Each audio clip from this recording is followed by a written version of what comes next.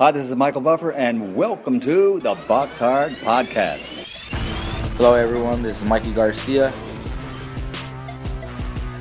It's the monster from the swamps, Regis Rougarou Prograis. Hey, what's up? This is King Carlos Molina, former IBF world champ. This is Michael, the Bounty Hunter, 2012 Olympian and your people's champ. This is Charlie Edwards, flyweight champion of the world. This is Fast Eddie Chambers, and you're listening to the BoxHard Podcast with my main man, Joey Coastman.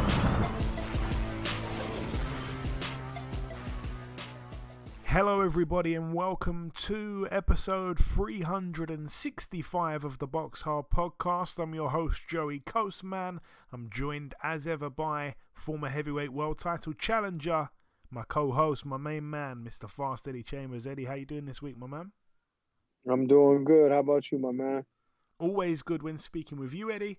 We're going to dive straight into the review part of the show here. We're going to dive straight in. This one took place at the White Sands Event Center in Plant City, Florida, USA. Over here, Can Xu returned to the ring for the first time. I think he'd been out of it about a year, maybe a year, 13, 14 months, something like that. He returned after being knocked out by Lee Wood, 18-3. He's now 18-4. He lost a shock split decision over 10 rounds to Brandon Benitez, who's now 19-2. I didn't see the fight, but that's a shocking result there. Also on the undercard, Kana Islam picked up win number 29. He's got the one loss. That was a unanimous decision there over 8 rounds against Javier Maciel, who's now 34-18. Maciel down in the 8th and final round. That's it for that one. Moving out now to the Newcastle Entertainment Centre in Broadmeadow, Newcastle, New South Wales, Australia. Over here, just one fight really to mention. Friend of the show, Sam Eggington, was having his 40th career fight. He's now 32-8. He lost a majority decision over 12 rounds to Dennis Hogan, who's now 31-4 with a draw. It was for the IBO World Super Welterweight title. Yeah, shock for me, because I said it on last week's show, it doesn't really matter who Sam Eggington fights, he's always involved in a brilliant fight. And it's almost as if I jinxed it, because I've never, I guess I was going to say never said that before. Of course I've said that before, I probably say it every single time. But I said it like it's a given, he's just going to always be in a firefight. And it wasn't the case here. I felt that Dennis Hogan, had worked on a really good game plan, I guess, with his corner, his team. And I thought that his feet being so much quicker than Sam's was just the key, really, to victory. He was able to just land his shots, get in and out. And Sam Eggington seemed at times like he was, dragging concrete slabs, by his ankles. He was so slow, like fighting in quicksand, as they say. Much better saying. And he just wasn't able to really put the pressure on and put his punches together. I'm not sure what happened. I don't think his team were expecting Dennis Hogan at about 37 years of age to be able to go 12 hard rounds. The problem is he didn't have to do any hard rounds, and he got through the fight with relative ease, to be honest with you. So it wasn't a hard, grueling fight like we usually see Sam Eggington's opponents have to deal with. This time it was pretty much a walk in the park, and I don't even think it was close. I was quite surprised to see it ended with a majority decision. Devastation for Sam Eggington. I don't know what he does after this. He loses the IBO World Super Welterweight title, even though it's not a proper world title, but still it's nonetheless, a decent belt in the grand scheme of things. So, yeah, he's been dethroned of that, and he's had 40 career fights now, Sam Eggington. He's been around forever. I don't know what happens next for him, but, yeah, he just seemed like he had maybe grown old overnight or something. But, yeah, Dennis Hogan, very, very impressed with his performance. Moving out now to the Dignity Health Sports Park in Carson, California, USA. Over here, let's start with the main event. Sebastian Fundora now 20-0 with a draw. He did go the distance over 12 rounds against Carlos Ocampo, a man that Errol Spence stopped in just one round a few years back. He's now 34-2. It was for the WBC Interim World Super Welterweight title.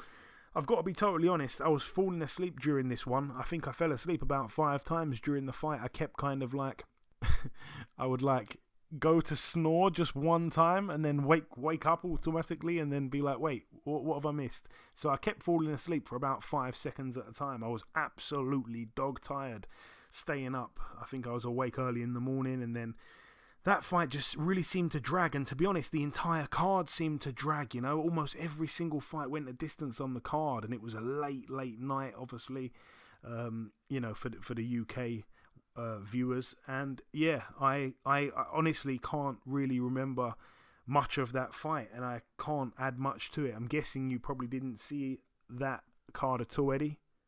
You know, I did. I saw like little bits and pieces of it, but I couldn't. I was trying to find out. I couldn't get it. I couldn't get it, man. I apologize. It's all but right. It's all right. yeah, but yeah. Once again, he was not an adult fight. I know that for a fact. Yeah, I mean, I wish it was enough to keep me awake. I kept falling asleep, like I say. But anyway, I'll talk about the undercard, which I was definitely awake for. Yeah, again, another fight that went the distance. Fernando Daniel Martinez, back-to-back wins now against Jerwin and Cajas. He's now 15-0, and yeah, that's 2 out of 2 wins for him, and Cajas is almost frozen out, 33-3 with 2 draws. It was for the IBF World Super Flyweight title, and Cajas cut on the left eyebrow from an accidental headbutt in round 7, but wider this time, I think, for Martinez. So yeah, I think he's proven he is the better fighter now over 24 rounds. On the undercard, Carlos Adames now 22-1. I actually thought this one could go the distance. You got good money, good price on the fight to go the distance, and it didn't go the distance. A 3rd round KO for Adames. The only fight I wanted to go the distance. Obviously, he did well there to get him out in just 3 rounds. Montiel in the other corner, Juan Macias Montiel, I think had gone the distance with one of the Charlos within the last 12 months, something like that. So that's quite impressive for Adames to stop him in 3 rounds. That one was for the WBC Interim World Middleweight title. I want to say that, yeah, I'm not sure. Was Adames? I think Adames was down at 154 at some point. Seems like he's now at 160. Montiel, though, 23-6 with 2 draws. Carlos Adames, like I say, 22-1. On the undercard once again, Gabriela Fundora, that is the sister of the man in the main event, Sebastian Fundora.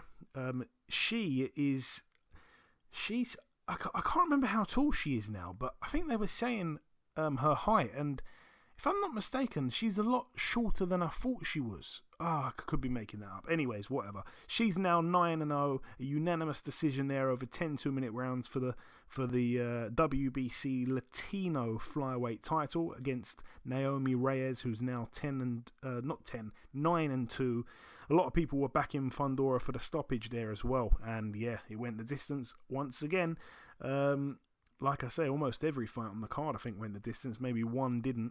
This is another one that went the distance. Egis Kavalauskas, the Mean Machine, now 23-2 with a draw. He was able to beat unanimously over 10 rounds Michael Fox, friend of the show, who's now 22-4. Michael Fox down twice in round 3.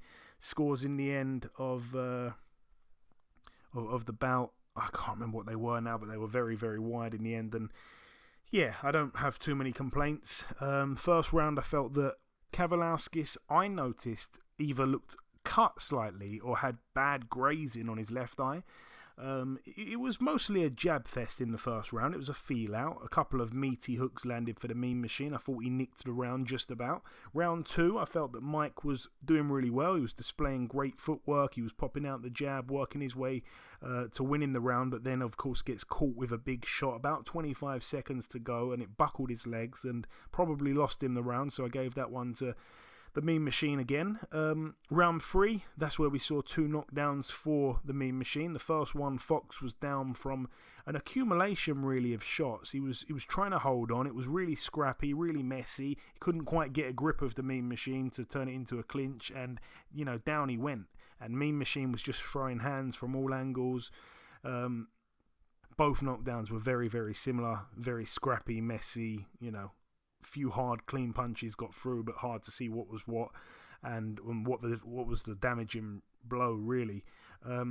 Fox did, of course, get back up both times. The second time, I felt it was a bit shaky, but he did get his feet back together towards the end of the round, and finished the round quite well, actually, but obviously lost it 10-7. Round 4, a much better round for Michael Fox. I felt that he should have been doubling up the jab. He was just seeming at times to, unfortunately, just throw one here and there, and it wasn't doing much in terms of getting the judge's attention. It was a decent round. He didn't get hit clean at all. I felt that Fox did nick the round. Round 5, I also gave to Fox. He was just nicking the round for me. Still, I felt he was using up a little bit too much energy with his movement and still just throwing singular shots. He was being stalked by Kavaliauskas, who thankfully had much slower feet than Fox, but he was just allowing Kavaliauskas to walk into range, like I say, not doubling up the jab, throwing out a singular jab here and there, and it just wasn't enough to keep him off and keep him at range at all, which of course you need to do with Mean Machine, and you need to do anyway when you've got such a superior reach and height advantage over your opponent. Round 6 was a really close round. It could have gone either way. I think I just about edged it to the Mean Machine. Round 7 I gave to Michael Fox. I liked his work. Kavaliauskas was slowing, perhaps just a fraction, and Fox was getting into a little bit of a groove, but I did feel it was a bit too little too late. I did give round 8 to Fox as well, so yeah, he was doing well to come back after being dropped twice, and he did start throwing 1-2s and doubling up the jab a little bit, which I thought, great, fantastic. We need to see more of this, but again, a little bit too little too late. He had, I think, more in the tank than Kavaliauskas at this point, but he still needed to up the pace. Round 9 was a close one, but I gave it to Kavaliauskas just about, and then round 10 I gave to Kavaliauskas. My card in the end, 96-92. I felt that Mike, put in a good effort, but he just didn't do enough, and Kavaliauskas definitely had issues with the height of Fox, but, it wasn't as hard for him, I don't think, as it should have been and could have been. I think Michael let himself down a little bit, and obviously, I've spoke to him since. He's okay, which is great, and yeah, lovely guy, as I'm sure our listeners know. Not many people go the distance against Kavaliauskas. He was one of them, even though he was down twice. Got back up both times in that round, managed to win a bunch of rounds. And even though the score from myself looks a bit wide there, I think I had it probably closer than the judges. But yeah, I want to just calculate how many rounds I actually gave him if I ignore those knockdowns, just to see out of curiosity. My mathematics hat isn't on at the minute, but my scorecard, just want to look at it one more time. I gave Fox 4 of the 10 rounds, but obviously there was a 10-7 in there as well the other way. Okay, all right, moving on. That is that card there at the Dignity Health Sports Park in Carson, California. So let's move now to... No, actually, that's everything. No, that is everything. I was about to move to a card that didn't take place. That card, of course, was the Conor Benn and Chris Eubank Jr. card, which was really a great shame that it fell through. Still, we're kind of unsure on what's going on, and I'm not one of them people that likes to just have a massive discussion when I'm a little bit ill-informed, and there's so much speculation, so much finger-pointing. I can't be bothered. I think Eddie probably agrees. We're not going to get into a big discussion about what could have happened, what should have happened, what should happen going forward, what's going to happen. No one knows. We're going to, I guess, wait and see. Money talks. We're going to see. But yeah, it was a shame that fight fell through because it was massive over here in the UK. But yeah, you've unmuted yourself, Eddie. Did you want to say something before we bring our guest in? Yeah. I was actually really, really looking forward to that, actually. It seemed like a very interesting matchup. I mean, it's a fantasy fight for the fans who were fans or even knew of Nigel Benn, Chris Eubank. It was just nice kind of thing to kind of have to look forward to in boxing. It was something different. But, at the same time, I think it would have been something interesting. It could have been a fight that could have done, obviously would have done some numbers over there, but also might have had some interesting results in it. You know what I mean? I think, Conor Benn has shown a lot of improvement. He's gotten so much better. But when you're trying to go, a weight class or 2 weight classes up to fight a guy who's been at the weight for most of his career, strong, athletic guy, it's an uphill battle. So, I mean, it would have been interesting to see, but it's unfortunate that it didn't happen. But, we can only speculate up to this point to what's going to happen in the future. So, we don't need to go too deep into it. I agree. Yeah, I agree. And just before we wrap up part 1, the final thing for me to do is to welcome this week's special guest. Ladies and gentlemen, please welcome the undefeated middleweight prospect. It is, of course, Mr. Bradley the Stingray. Brad, welcome back on the show, my man. Cheers for having me back, mate. Always a pleasure having you on, Brad. It really is. So we last spoke back in February, quite a long time ago. It's gone quite quick. It was fight week for your fight on the Calm Brook undercard.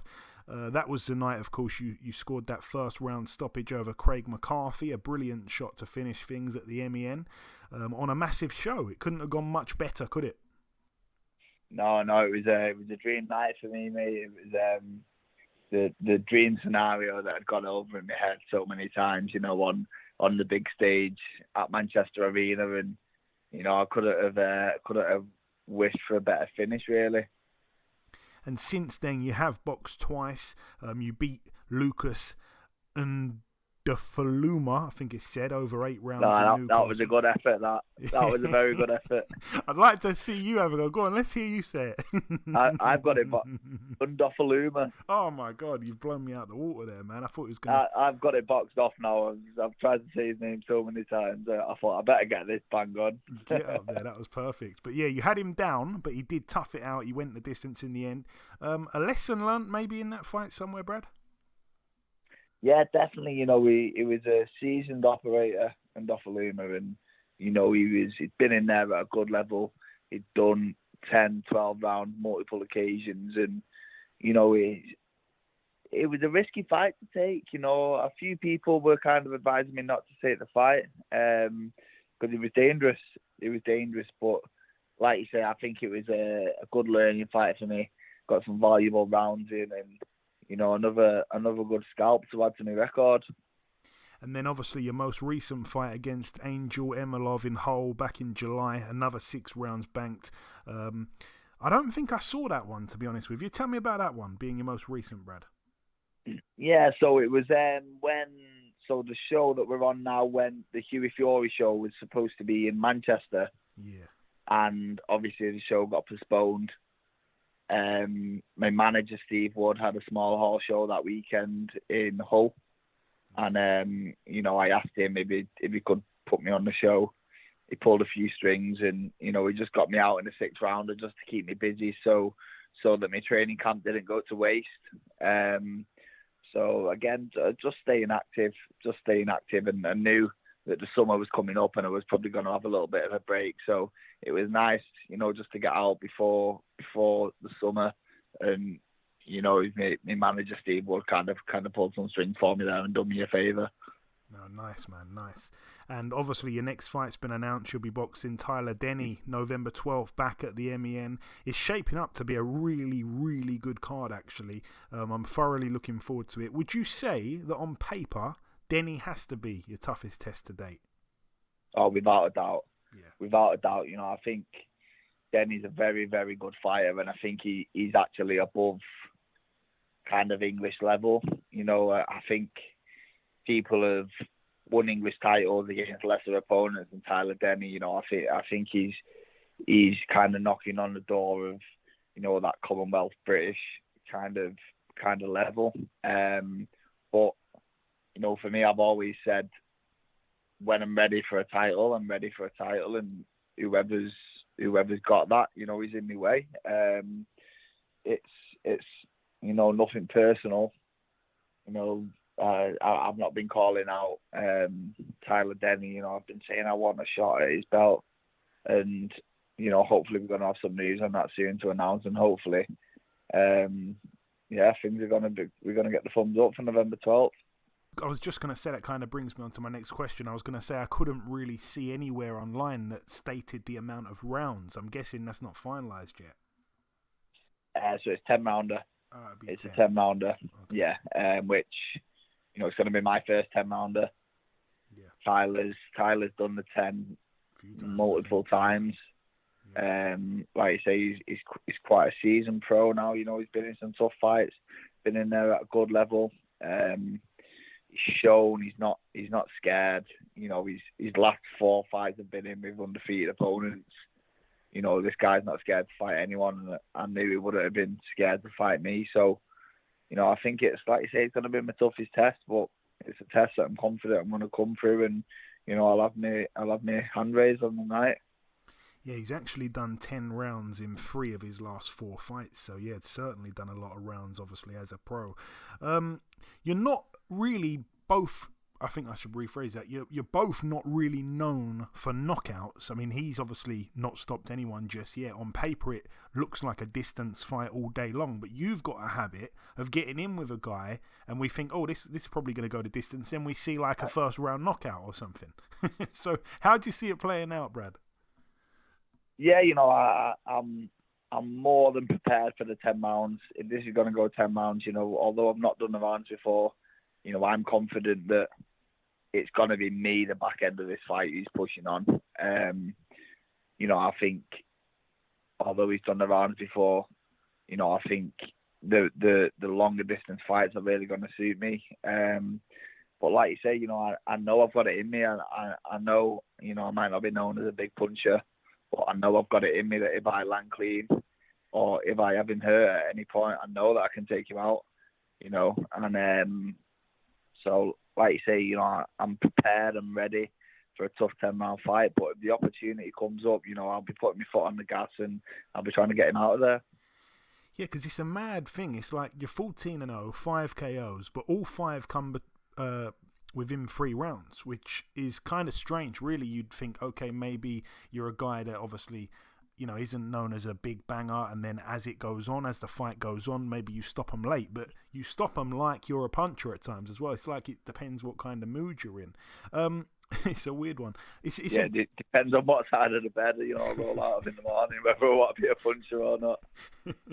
It's a good domestic fight, obviously. I think you touched on it as well. It's a step in the right direction, really, as well, for career progression for you. And we all love a domestic dust-up, and there are some great names at middleweight. You know, there's some fantastic names, actually, at middleweight, obviously. The likes of, you know, the Felix Cashes, the Kieran Conways, the Hamza Shirazes, the Danny Dignams, and so on. One guy that I intentionally just left out, Denzel Bentley. After beating Marcus Morrison, a man from your neck of the woods, he's taking that massive jump up in class against Zanebek Alimkhanuly.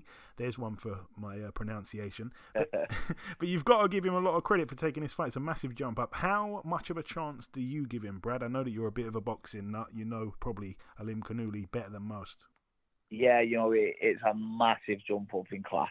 A massive jump up. And, you know, Bentley's a very, very good fighter. He's powerful. He can be awkward. He can, you know, hit. He's quite accurate as well. So, you know, he'll hit you hard and he'll hit you often and he'll hit you a lot, which is very hard to deal with. But Jambiak is, for me, he's kind of that danger man in that division. And I think, you know, Bentley might have got that shot because nobody else wanted to fight. You know, nobody, you know, people are swerving him, and you don't blame him. You really don't blame him. He's a dangerous, dangerous man. Bentley's, like I said, he's a big hitter. You know, he's got a puncher's chance, but unfortunately, you know, I just can't. I think Jambiak's class will just shine through. Yeah, we saw, obviously, Danny Dignam try, and, but no, I think Bentley... you know, you got to take your hat off to him. And obviously, you know, it's a shame that when he lost to Felix Cash in the fashion he lost to him, I think a lot of people kind of just washed their hands with him, and that was like the end of it. You know, a lot of people thought, oh, I'm not so sure. And obviously he's come back really strong, beating Linus Shudofia and then obviously Marcus Morrison. Boxer, your promotion team, they've got a good all women's card this weekend. Are you going to be watching that one, Brad?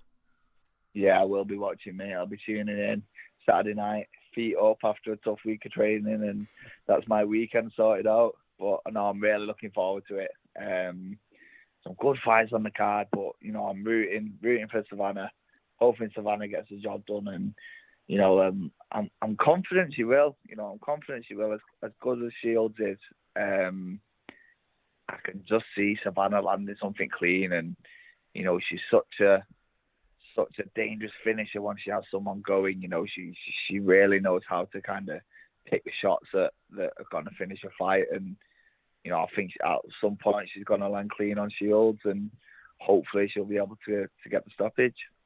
Wow, that's a big call. Yeah, I think Savannah wins. I think it's unpopular.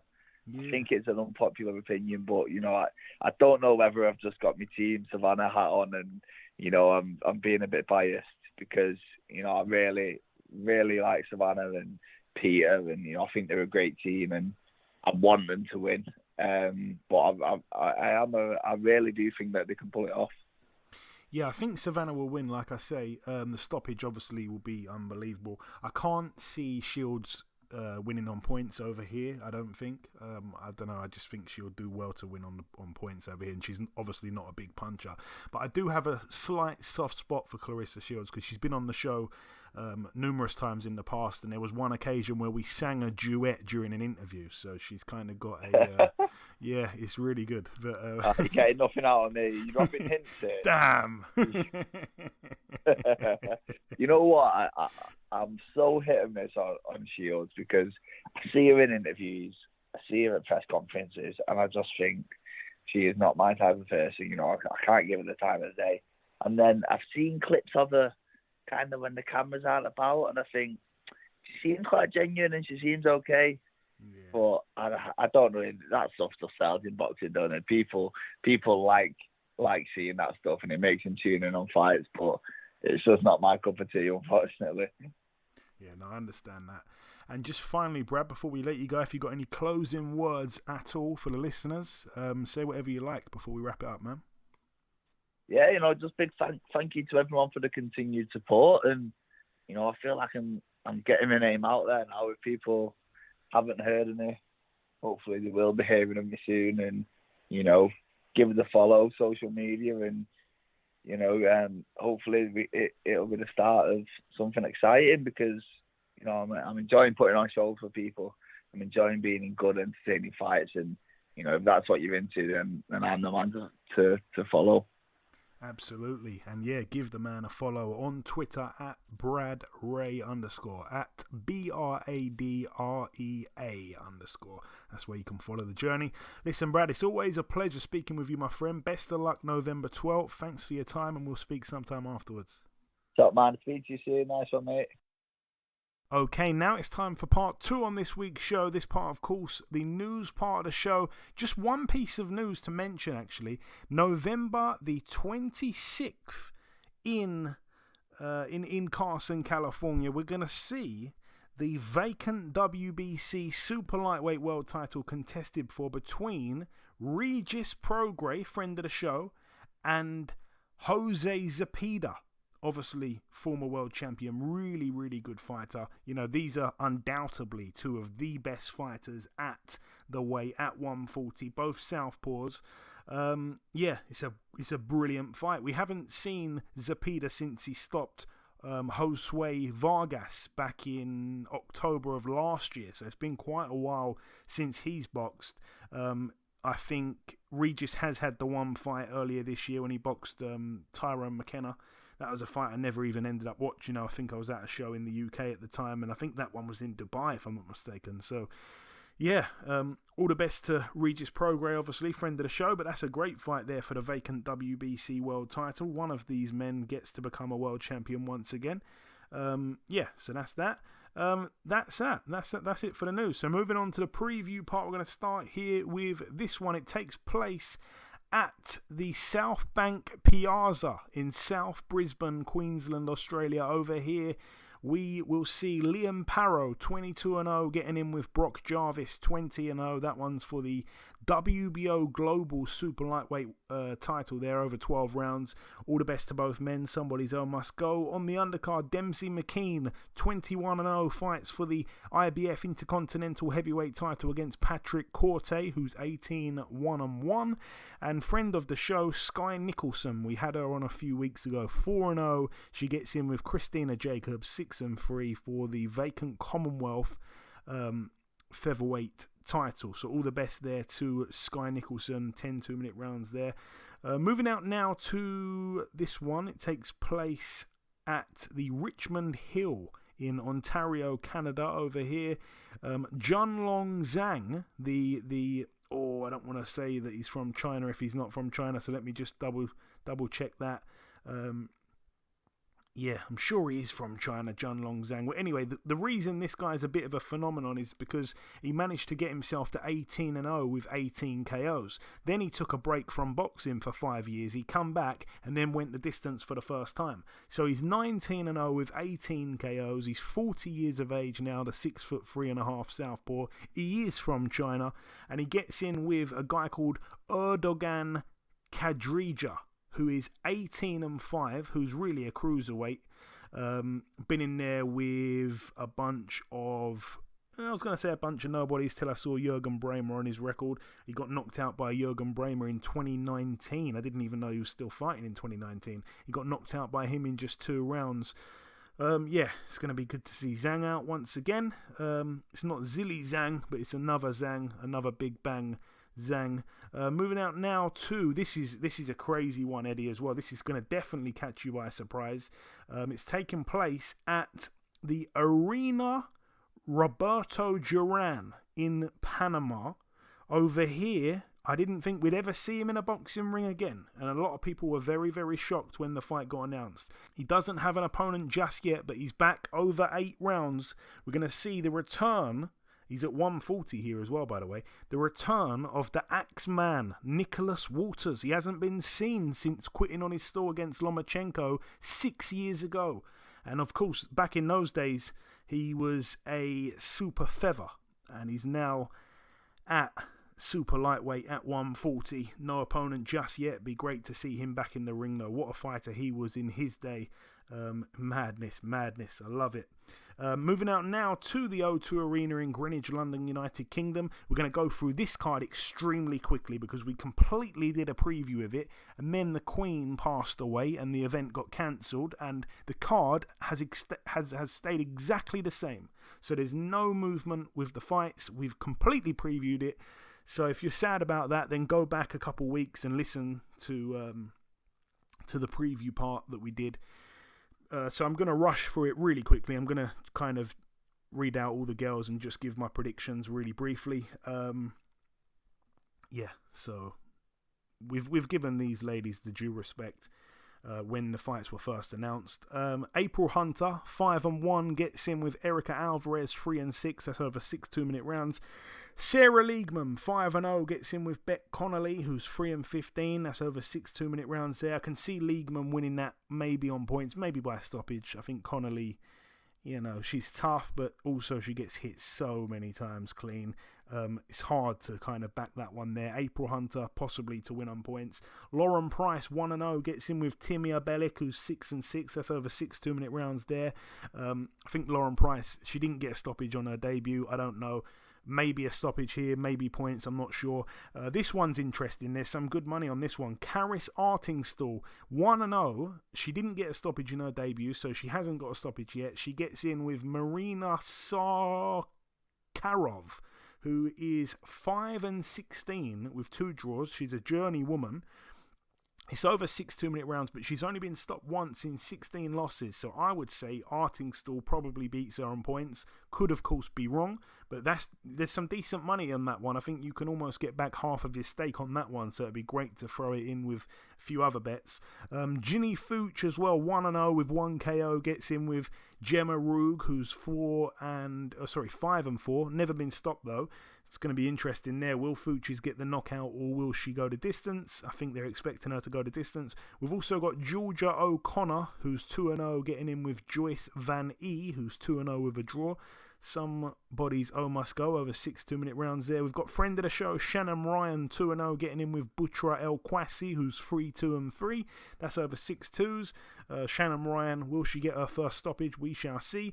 Another one I can really see going the distance here, Ebony Jones, 2-0 with a draw, 6 2-minute rounds against Vanessa Caballero, who's 4-15 with 3 draws, doesn't often get stopped. Ebony Jones yet to score a knockout.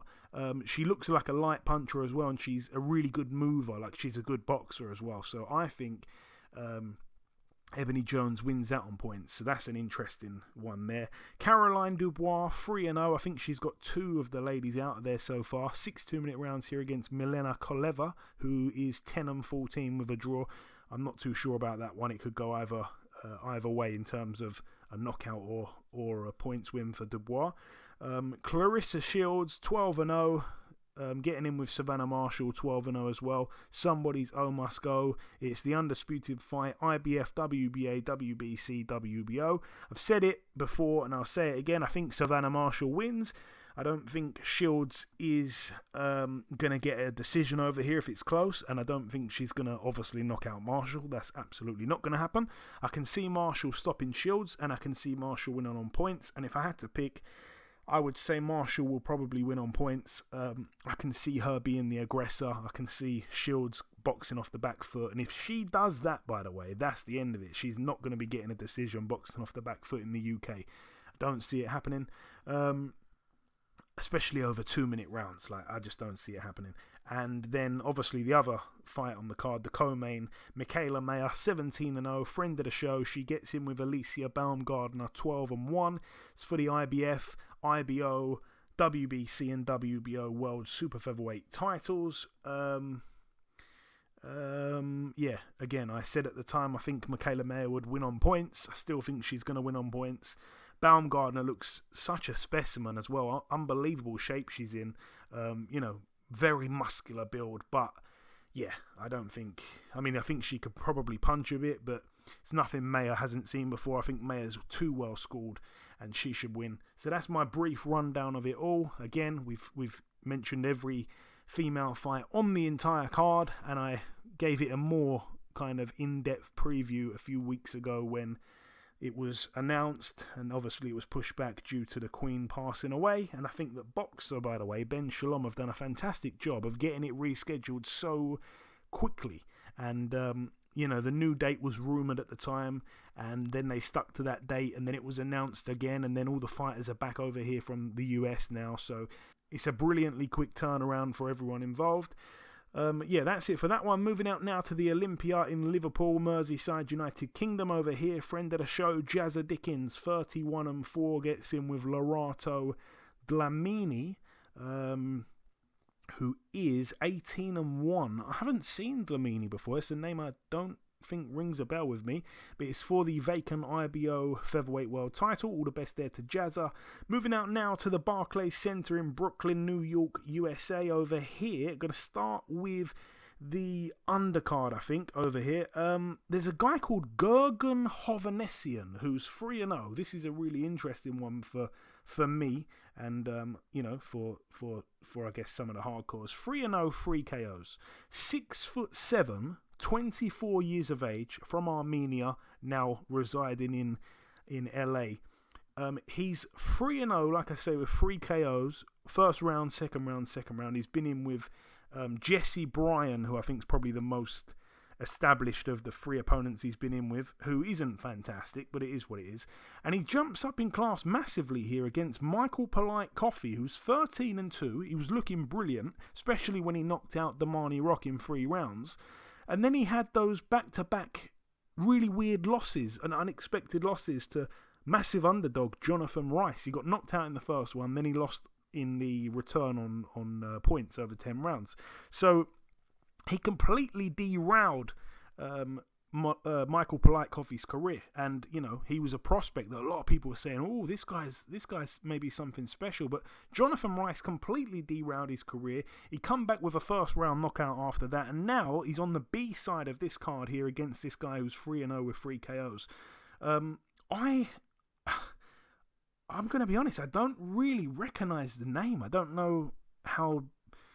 I don't know. I don't really recognize the name. I know as an amateur, he beat a couple of decent people. Jose Lardway. He got in there with Jalalov, lost to him. But yeah, that win against Jose Lardway's a good win.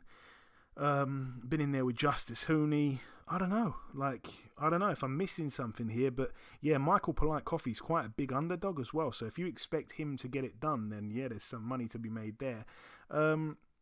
Moving up the card, Frank Sanchez, Eddie, a Cuban who looks like he ages like milk. He gets in with Carlos Negron, who's 25-3. It's for the WBC Continental Americas heavyweight title. Carlos Negron, I think we've seen a couple of times getting in there with losing some of his big fights, didn't he? Lost to Dominic Brazil. I can't remember who else I've seen him in with. He's been in there with a few guys. Derek Rossi, your former foe.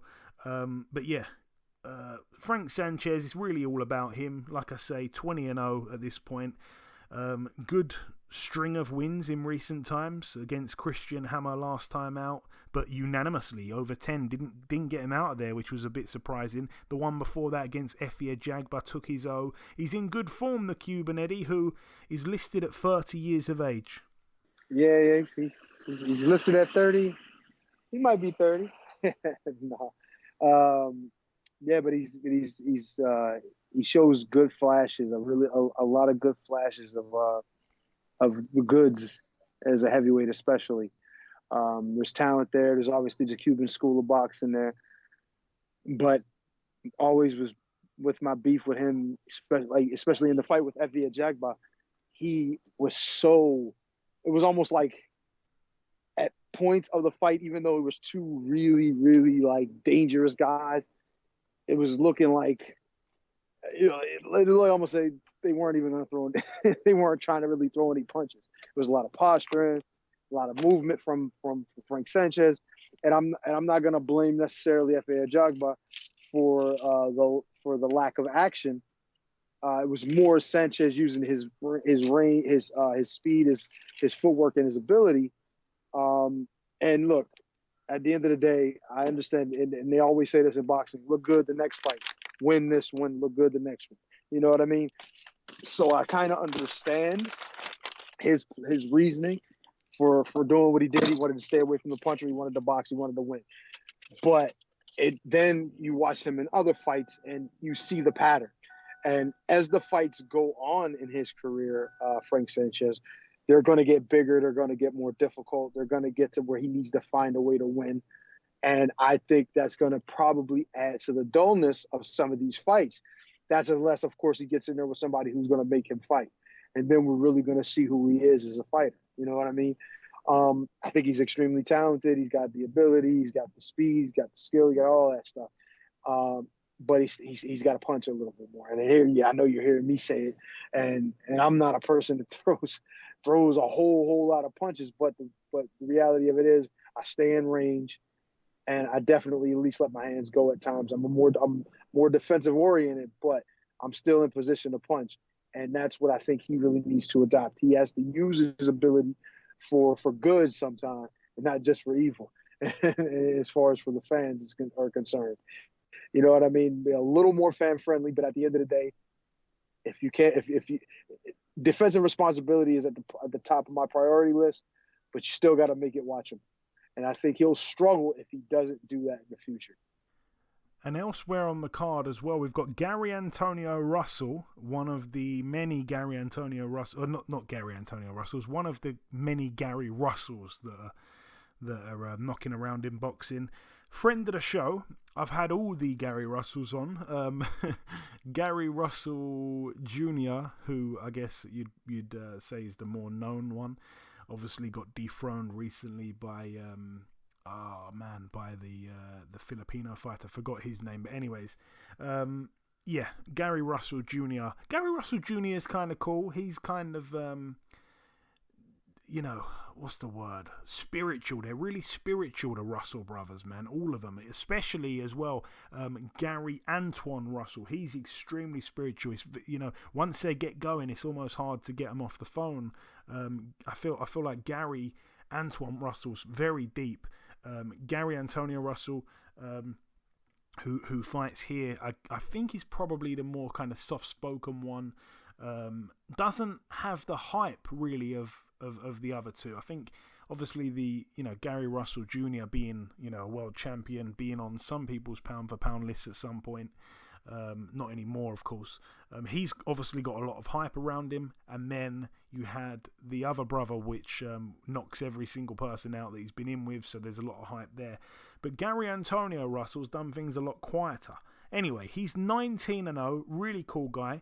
He gets in with the former world champion Emmanuel Rodriguez, who's 20-2. Now, the thing I can't get my head around is that Gary Antonio Russell's a massive favourite.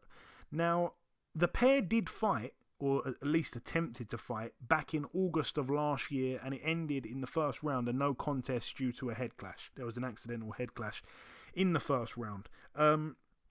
So we never saw the fight play out. Since then, both men have had a fight. So Emmanuel Rodriguez knocked out Roberto Cantu in one round, and Gary Antonio Russell went on to beat by majority decision over 10 rounds Alexandro Santiago, who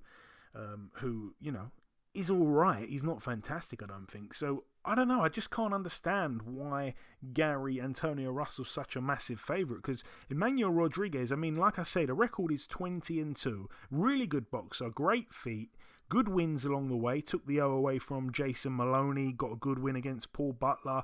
Really good win against Paul Butler as well. Had him down early. And he's got those two losses which I mentioned. One was to Naoya Inoue, which, he absolutely got destroyed by Inoue in 2 rounds. And the other loss was to Raymart Gaballo in one of the worst robberies I've ever seen. I remember watching it and the commentators were saying this is a shutout win over 12 rounds. This is a total shutout for Emmanuel Rodriguez. They didn't even give Raymart Gaballo one single round out of 12, and somehow he won the fight, and it messed up my parlay that was about 100-1. All because of that, and I'm so annoyed about that. So he didn't really lose that fight. So his only real legitimate loss should be to Naoya Inoue.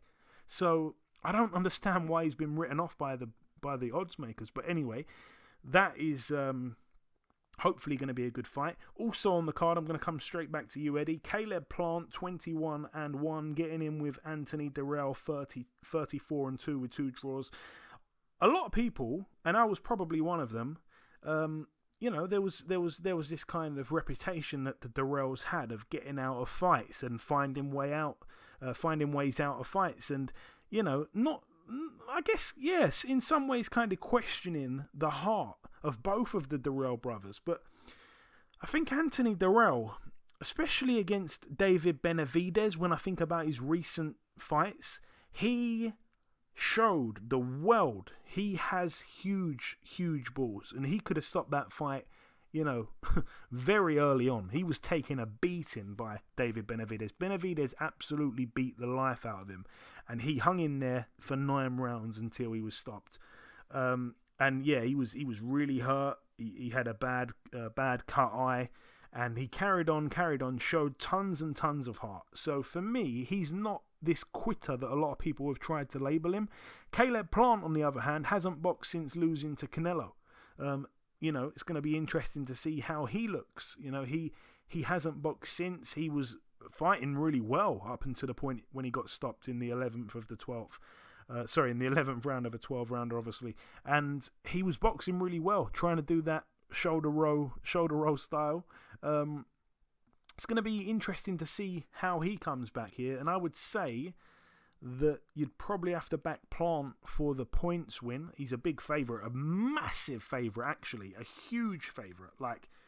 I was a bit surprised with that as well. Caleb Plant's something I think maybe you might have to put like $160 down to win just $10 back. That's how much of a huge favourite Caleb Plant is. So I don't know how you see that fight, Eddie, but it's another one that I know you know both fighters well. Yeah. Interesting fight, though. Kind of interesting. Looking at their previous fights, I mean, obviously, you look at Caleb Plant as being, he had a better showing than Anthony did with the fight with Benavidez. But I should say that he has come back with 2 fights after that. He got a draw. Okay, my bad. Yeah, he got a split draw against Kyrone Davis, which was a bit kind of who is Kyrone Davis at the time. But then he come back and fought well against David Benavidez himself, Kyrone Davis, but was stopped in 7. So that was a draw, which wasn't great. That was like a really unexpected thing. And then since then, he's had 1 fight again. He knocked a guy out, Marcos Hernandez, in 4 rounds, who again was a guy that wasn't really fit to lace his boots. Right. Well, I mean, yeah. So of course, in this situation, I think smart money would be on Caleb Plant, and him being that big of an underdog, I'm not sure. But looking at their recent fights, I guess you can say that. Obviously, people would think Dirrell's getting a little bit longer in the tooth. Caleb Plant still, you would think he's in his prime. It makes sense. You know what I mean, when you're thinking about who you're going to back. I don't know about that big of a space, but I guess you can see it. Caleb Plant is a really, really talented boxer. There's a lot of good things he's done, and he was in there with one of the best in the world at one point. And even, I don't know, even now, if he's still considered pound for pound best, who was Canelo, and he was holding his own in a boxing match. So you got to give him credit there. But anything can happen in boxing. And not too long ago, even though, like you said, there was a fight that Anthony Dirrell had where he threw this crazy uppercut, caught the kid, 1 shot, knocked him out cold, basically. Not cold, but he knocked him out. And those types of things can happen in boxing. Caleb Plant is not immune to getting hurt or getting caught with a crazy shot. Dirrell has a hell of a background. He's a top level guy. He's been around for a while. He understands certain things. He could throw a monkey wrench in this whole thing for Caleb Plant. So it's not impossible. But the way I see it is I see Caleb Plant, outlasting him, over the long haul, winning the boxing match, 12-round points decision. Wait, how many rounds? Is it 12 rounds? Or 10? It's you've caught me off guard now. It is a Sorry 12. about that. Yeah. So I would see it a 12-round points decision for Caleb Plant. You know what I mean? And as the fight goes on and starts to get a little deeper, I think he probably takes over a little toward the end. But it's not impossible for Anthony Dirrell. He's a good, strong, tough guy. You know what I mean? Skilled fighter. He's been around for a long time, and he has the goods. It's just that is he going to show that age? Is he going to show his wear and tear that he's had in some of these fights? We don't know. But smart money is to back Caleb Plant for the decision. Yeah, like I say, I agree. And then the main event, let's go to it. Deontay Wilder, 42-2 with a draw, 12 rounds against Robert Helenius, 31-3.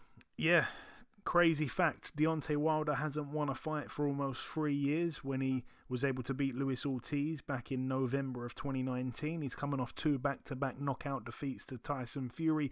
Robert Helenius, in the meantime, is almost having a second coming of his career because, he was just an opponent, just a B-side guy, even though he only has still to this day in total of just 3 losses. Johan Duapas, Dillian White and Gerald Washington. But yeah, it was very much an opponent until he obviously was able to get in there as a massive underdog against Adam Kownacki and stop Adam Kownacki 2 times back to back. So he's in good form coming into this. But I'm going to say this here. Adam Kownacki, I don't know if some people just jumped the gun with him really. I mean, when you look at the guys that he beat, I suppose there was a couple names. He beat Artur Spilka, Charles Martin, Gerald Washington, Chris Arreola, building up to that Robert Helenius fight the first time round, and now it seems like he's well and truly done. He's lost 3 on the bounce after being 20-0. But I don't know, Robert Helenius, Eddie, I don't think he, he's done well to beat Kownacki. He's done well to be in a big fight, get a nice payday here. But yeah, I don't think he stands a chance. I've seen some people bravely picking on Twitter that he might get the upset over Deontay Wilder. I don't know where you stand on that, but I don't see it, and it should be noted that these guys have done many rounds sparring together as well. Yeah, I mean, maybe there's something that Helenius and his people have seen, and that maybe we don't. But it's an opportunity at the end of the day. And don't get me wrong, Deontay Wilder has never been accused of being the most talented, skilled fighter on earth.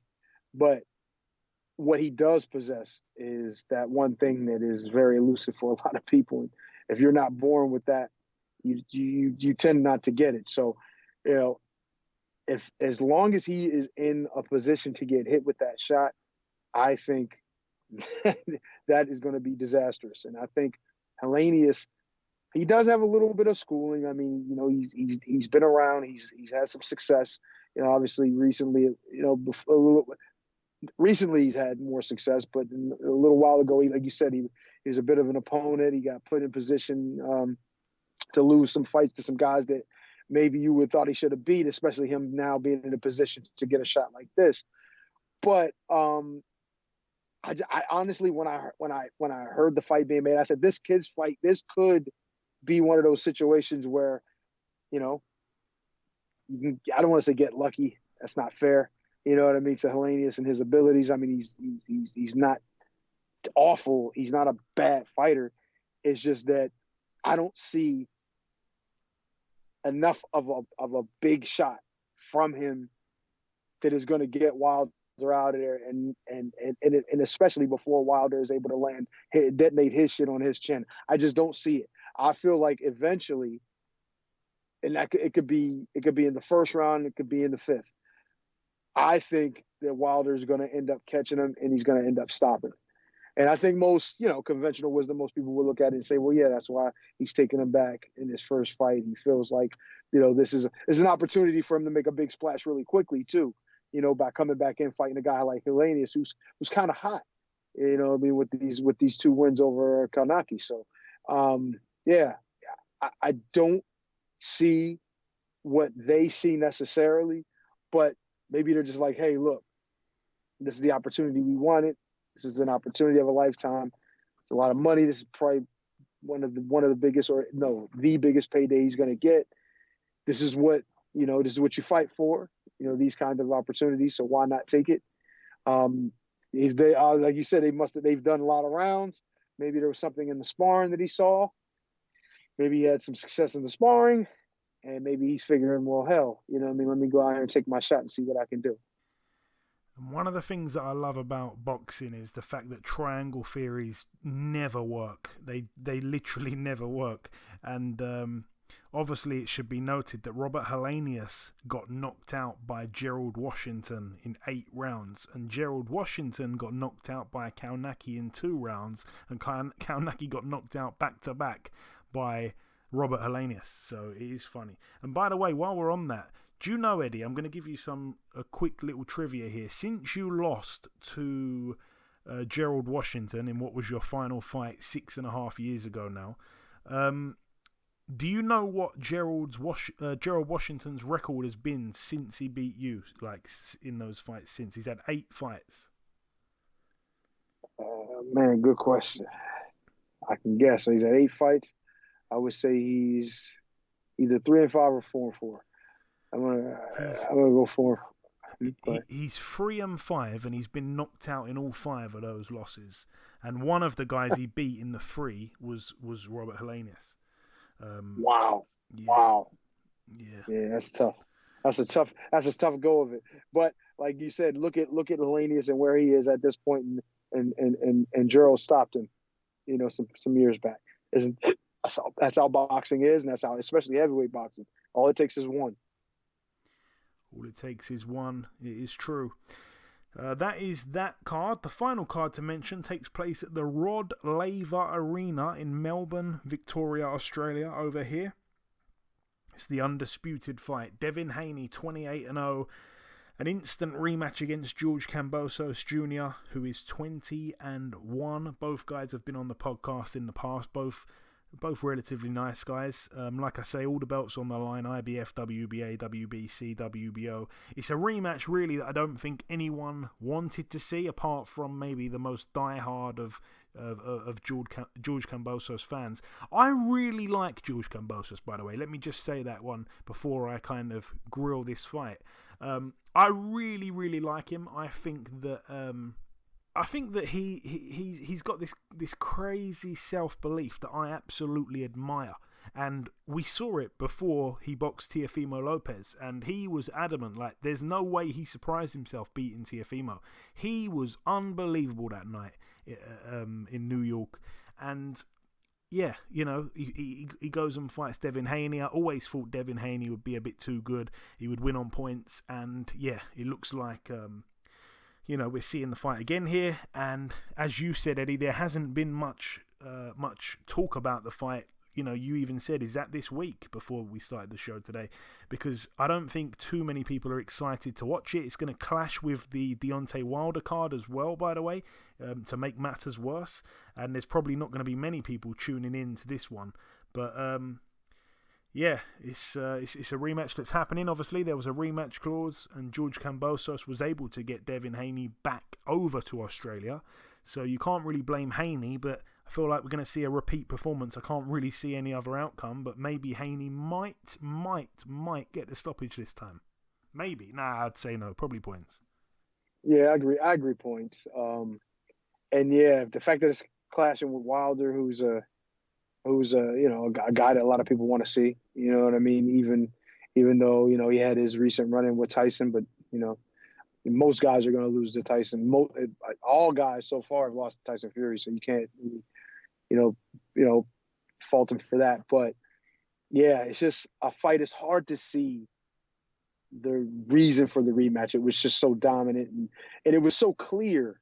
You know, like, a lot of people didn't think he would. You know, there were people that were probably looking like, you know, the real diehard boxing people, you know, fighters, and it was looking like, yeah, he's not going to be able to beat Devin Haney before the fight. But when it went down and you just saw how dominant Devin Haney was in the fight, it's just like even the most confident fighter would go back and think, like, do I really want to do this again and go through this again at home in front of my fans, get beat like that, like soundly beaten like a drum? Not that he was, you know, knocked out or knocked down or literally drugged through the mud like that, but he was soundly beaten, outboxed at every turn. Every once in a while, he would land something, and you could see the people try to get behind him, but it was just not going to be enough. Not even to win a round or two. It's just hard to see the need for a rematch. And then he didn't really give any excuses that I remember. So it's not like he had an injury or any issues, really. You know, yeah, he missed the weight the first time, but then he was trying to say, like, the art of war and, you know, tactics. Maybe I didn't miss the weight. Maybe I did it on purpose, you know, stuff like that. So it's not really any excuse really that you can give him for getting beat like that. So it's like, and then you were the man that held the titles before, and that's why you got the rematch. So but it's like, is it really necessary to see this again? He has to really do something to prove that he deserved it. Of course he deserved it. He won the title before. He's a great guy. Even though it was quick, he was a good champion, a kind of guy you would want to see. Captured your imagination, and, you know, can talk well, you know, got the little accent with it too. You know what I'm saying? So it's cool. But when you watch the fight, it's just like, I can't see it. I really can't. I'm struggling to find a way to even want to turn it on, even though I'm a boxing guy. You know, this has been my life for years, and it's like, when you see something that's a mismatch, it's hard to watch. And I'm pulling for the guy. I like the guy. I want to see him do well. You know what I mean? But I just don't think he has a real chance to win this fight, unless he's a one-punch knockout guy overnight. I just don't see it happening. But hey, he wanted the opportunity. There's something he believes.